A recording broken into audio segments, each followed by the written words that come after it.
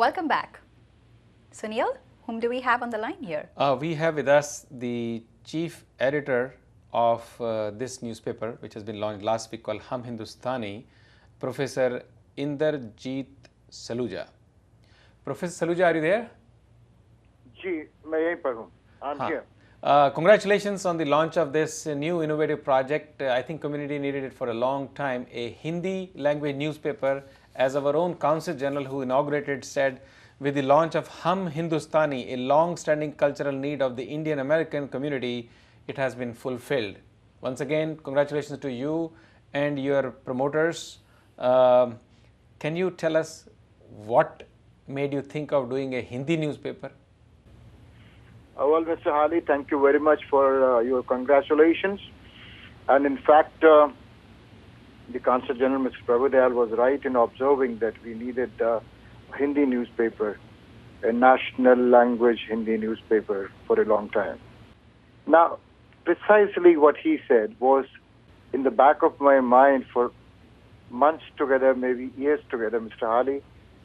You are yourself associated with newspapers, and you know how things are here. Now, for example, whatever we may, have a magazine or a newspaper in whatever language, but ultimately it boils down to one point: where is our mother tongue? Where is our mother language? So this was a long-felt need that there has to be a paper in Hindi which can express our aspirations, which we could call our own, to express our sense of pride in being Indians. That is why we had the name Hum Hindustani. Does it have to do anything with the timing? Because you can see a huge wave in India about Indianism, patriotism, Hindustani. Does it have anything to do with that, the timing of launch of your newspaper and the naming? Well, Mr. Hari, I didn't have that kind of a thought, but it's a coincidence that the paper has come up here at a time when there is a surge of Indianness in India and elsewhere. Well, I think it's a good timing, and certainly it works because suddenly there is that spirit, as you saw the Anna Hazare movement all over US and Canada included, which actually what he stands up is for what they call Hindustan or Hindustani. And tell us a little bit more about Hum Hindustani. What is its positioning in the market? Is it a weekly newspaper? Is it a monthly? Is it a broadsheet? Is it a tabloid? It's a tabloid, and we now have it at the moment as a weekly newspaper. We may have dream to have a daily newspaper in this part of the world, but that's a very distant kind of a thing. But right now we are a weekly newspaper in tabloid form, and we would love to cater to the aesthetic sense of the people, the cultural hunger that they have, and also carry the news and the views which are usual components of any newspaper. And what are the major markets you are going to take this paper to? Well, to begin with, we are now confined to tri-state area, but we do want to spread our wings all over America first and then take it to Canada. And that all would depend on our readers, how much appreciation they have for the paper, and how much support we get from them. Professor Saluja, you are also the editor of a very well-respected, liked English language newspaper called Indian Panorama. Now, on one side you have a Hindi, on one side you have an English language newspaper. What is your favorite between the two? Which is the favorite? No, like, a father cannot say, here is my favorite son. For me, it's not, I cannot say this is my favorite paper. No. For me, both the languages are, I'm trilingual. You know very well, I have fathered something like 4 Punjabi newspapers here in New York. Right. So I'm comfortable with all the 3 languages, and each language fulfills its own, aim, and, caters to different type of readership. Well, So congratulations. for me, yeah. Yeah. Please continue. And no, it's okay, Mr. Hali. Thank you very much for. No, we really congratulate you because your paper has moved from leaps to bounds, and by leaps and bounds, the English language newspaper now it's a new initiative, and rightfully so. The Consul General actually made people sing during the inauguration the Hindi national songs.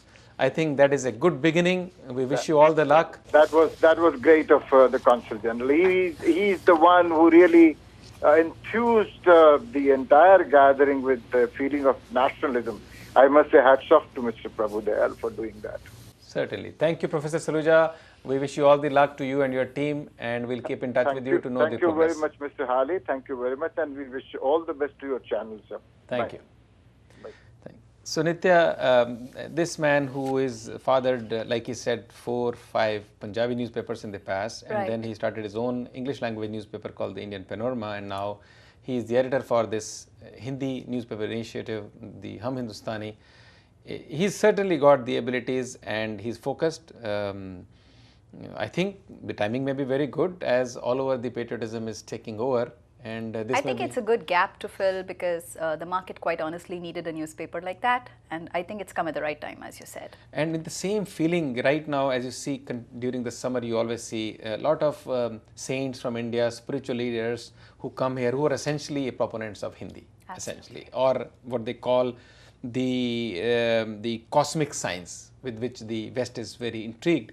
We had our own Brahma Rishi Shri Kumar Swamiji, who was doing a tour of North America, Canada and USA, and he was recently in New Jersey where he was joined by almost the top American politicians and public personalities, Senator Mike Doherty, who is representing the New Jersey Governor Christie, Senator Christopher Batmans, Stephanie Alonso representing United States Senator Bob McKenzie, the deputy mayor of Franklin Township where this event took place in the New Jersey state. There were almost 3,000 people on a Sunday evening. Wow. And Brahma Swamiji is kind of, representing an organization, and the convention which was hosted by Bhagwan Shri Lakshmi Narayan Dham, which is a charitable organization run by Dr. Aruna Sapra and her husband Subhash Sapra. They've been doing extraordinary work in the direction that they have moved on to, and they say the convention was held for people to learn the tools of the cosmic science, which is becoming increasingly popular in the Western world. It was always popular. I think now it's just catching fire even more. And it has to do with the growth of Indians in North America. We have almost 4 million Indians and doing extraordinary work. I think timing is very good, even for Professor Saluja's newspaper, and such events will help him promote it more and more. Absolutely. On that note, we had a Punjabi event by channel PTC Punjabi, which is called Tiyan Da Mela. Tiya means daughters. Right. Essentially, every woman, every girl, every lady is a daughter. So they participate, which was a grand success. It was held in New Jersey, and we have with us the lady behind this event. Her name is Paramjit Kaur. So let's get her on the phone and ask her straight away why she did it, what was it about, what she experienced. Sure. Paramjit, this is Sunil Hali calling you from Eye on South Asia. Tell us about Tiyan Da Mela. What is Tiyan Da Mela? Well, Tiyan is actually celebrated in Punjab. It's in the month of Sawn, that is mid-July to runs around mid-August. It's usually actually for the girls. They come home, the married girls, they come back home to their parents. So it's kind of get together for them. All the girls get together. And girl could mean a lady who is even 70 or 80 years old. Well, yeah, but mostly it's for the young women who just got married. So it's basically, a thing so they can come back home, or they come to their parents' house, I would say. So how was the event? The event that we did was wonderful. We had actually, a lot of support from people, and we were oversold, so people were looking forward for that. So we had actually a very good experience. We were just, exceeded our expectation. When you say expectation, what were your expectations? Well, because this was the first, first year we did it in New Jersey, so we were not sure what to expect, or if people are going to show any interest. But when we started, we were kind of little worried that maybe because this is something new that we did. Like I said, it used to be in Punjab, but now we are here, so I was not sure if the new generation is going to like it. Yeah. But but everybody just loved it. Everybody had a good time there. How many days did it take to prepare for it? Preparation, actually, it was we had actually performances that my kids did it, I did it. So we have for that I would say about 2 months.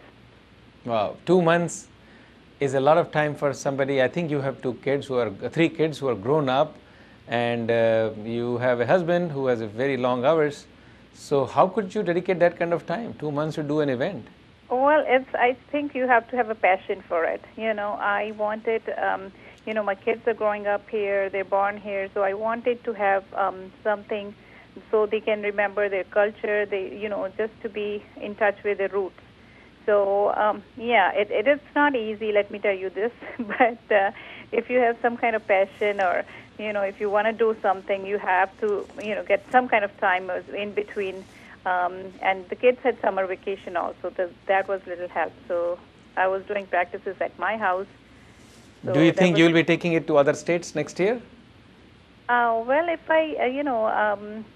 I never thought of it, but yeah, if there is there's an opportunity, that definitely, yeah. So congratulations, Paramjeet, for your first event that you organized successfully and celebrated its success. We wish you all the luck for the years to come. Thank you for coming on Eye on South Asia. Thank you so much for having me. Thank you. So Nitya, such a successful event from a mother of 3 and running a full family with, obviously she had a support from people behind her, but it was a grand success. As you said, it's about passion. As she said, it was all about doing something that she was passionate about getting her children in touch with her roots. And there have been a spate of community events in the recent past because on August 26th, there was another such fundraiser. It was called A Salute to the Soldiers, which basically was a tribute to the Indian Jawans and the Indian soldiers who have either retired or died serving our country back India. So on August 25th, on August 26th rather, there was a fundraiser, and the event coordinator briefly introduced retired military services officers and thanked Seema Jagtiani for organizing the event, even though the weather was awful this whole weekend. Certainly, and I think we have Colonel Virendra Tawatia, who is the man behind this mission, because he himself has been a colonel. He served the defense services in India, and with him is Seema Jagtiani. They all get together and organize such kind of events. Let's get him on the phone and hear from him first, and why he did it, what he did, and how was it about. We have with us Colonel Virendra. Colonel Virendra, congratulations for your successful event, which was named as a tribute to Jawans by Shraddha.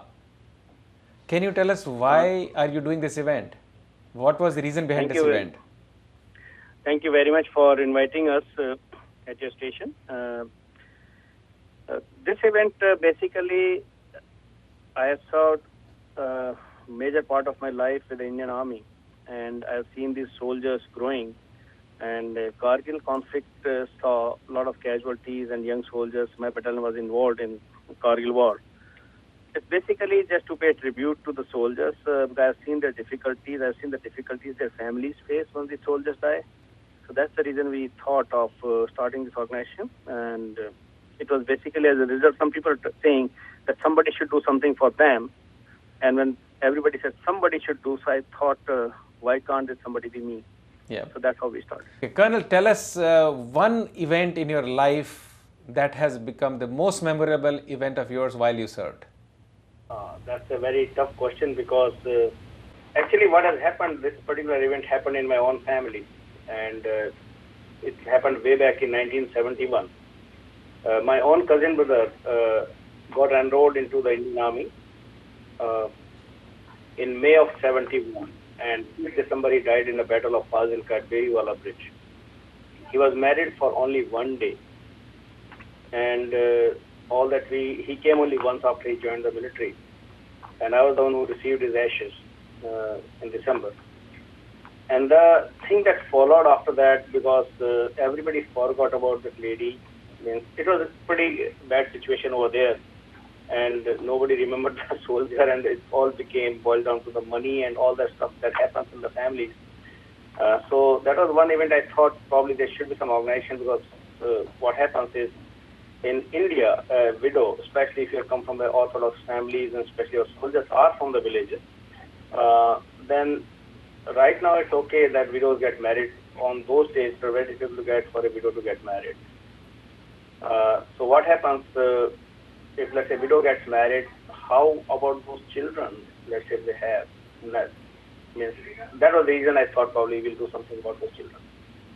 What a noble cause, but what a sad story, what a heartbreaking story we're talking about. We are always there with you, Colonel, for any initiative you take with Shraddha, and we wish you all the luck for this organization to take it to the highest level and serve these soldiers, whether they are in America or India, anywhere. Soldier is a soldier, and he keeps us protected so that we can do our job. Once again, thank you very much for coming on the show, Colonel Virendra, and we salute you for your work and keeping us all safe. So Nitya, what a sad story about losing her husband on one day after the marriage. It's heartbreaking. And then people forgetting about it. Which is why such an initiative, such an organization is important, such an effort is important, so that the story is told to everyone. Yes, certainly, our heart goes out for such lives who have served for us, and we wish them the best and their family. Absolutely.